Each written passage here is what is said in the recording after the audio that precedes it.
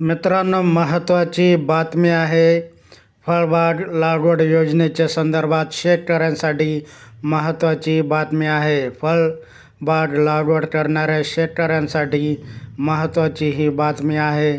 भाऊसाहेब फुंडकर फळबाग लागवड योजना, या योजनेसाठी अनुदानाचा मार्ग मोकळा झाला आहे. राज्य शासनाने या योजनेसाठी एकूण 30 कोटी रुपयांचा निधी मंजूर केला आहे.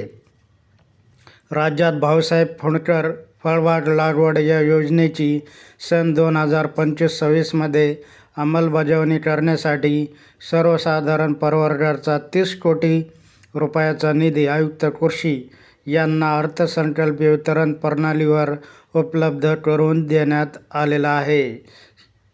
चालू वर्षासाठीचा सन 25-26 चा शेतकऱ्यांसाठी अनुदान वाटप करण्यासाठी 30 कोटी रुपयाचा निधी वर्ग करण्यात आलेला आहे. त्यानुसार आता पात्र असलेल्या फळबाग लागवड करणाऱ्या शेतकऱ्यांना अनुदानाचे वाटप होणार आहे.